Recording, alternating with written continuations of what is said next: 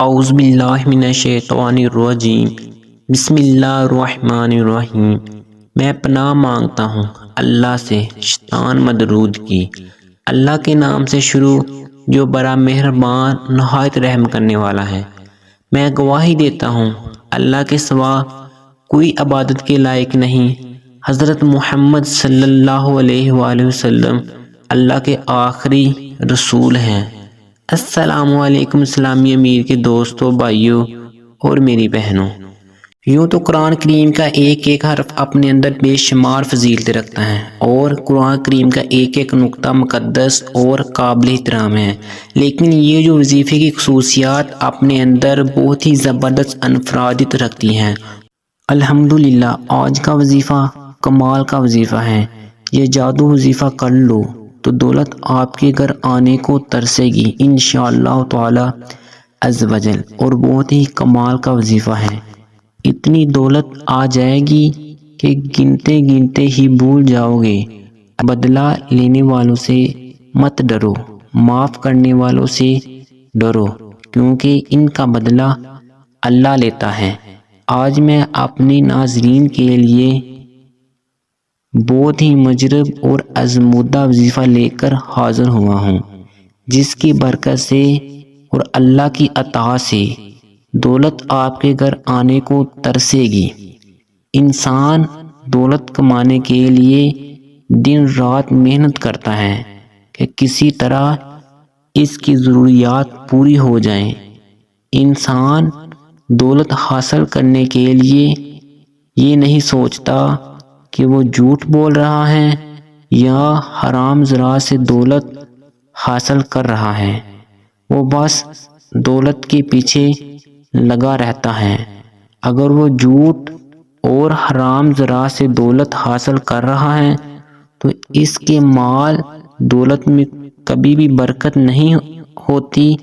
اللہ سے دعا ہے کہ اللہ ہمیں رزق حلال عطا کرے اور ہمارے مال دولت میں وسعتیں اور برکتیں عطا فرمائے۔ آج کے اس وظیفے پر عمل کریں اور اپنے ہاتھوں میں غیب سے دولت آتے دیکھیں انشاءاللہ۔ عمل اور ضروری ہدایت: یہ وظیفہ آپ نے نماز عشاء کے بعد کرنا ہے اور اللہ کے اسم عظیم یا اللہ یا وارث، یا اللہ یا رشید، یا اللہ یا صبور کو 90 مرتبہ پڑھنا ہے۔ 3 مرتبہ درود پاک پڑھنا ہے اور آخر میں اللہ پاک سے دعا مانگنی ہے، اور اس عمل کو 45 روز تک کرنا ہے۔ انشاءاللہ تعالی عز و جل دولت آپ کے گھر آنے کو ترسے گی۔ اللہ آپ کو اتنی دولت سے نوازے گا کہ گنتے گنتے آپ کی گنتی ہی بھول جائے گی۔ دنیا جہاں کے خزانوں سے اللہ آپ کو مالا مال کر دے گا۔ پیسہ ہی پیسہ۔ یہ وظیفہ تب کام کرے گا جب آپ کو اللہ پاک کی ذات پر مکمل یقین ہوگا اور آپ کے ذہن میں واضح ہوگا کہ آپ کو کتنی دولت چاہیے اور کتنے عرصے میں چاہیے۔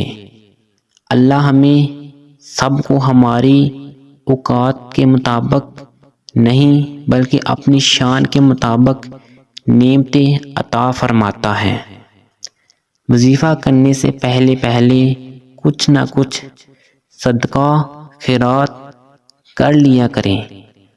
ہر وظیفہ انسان کی بہتری کے لیے ہی ہوتا ہے، اور اس وظیفے کے کرنے سے انسان کی ہر طرح مالی تنگیاں دور ہو سکتی ہیں، اور اس وظیفے کے استعمال کی بدولت سے انسان ہر طرح مالی تنگیوں سے نکل کر ایک خوشحال اور بہترین زندگی گزار سکتا ہے۔ بس اس وظیفے پر عمل کرنا ہے اور کامل یقین کے ساتھ عمل کرنا ہے۔ اس وظیفے کے کرنے کا اثر بھی آپ پر ہو سکے اور آپ اس وظیفے سے فائدہ بھی اٹھا سکیں۔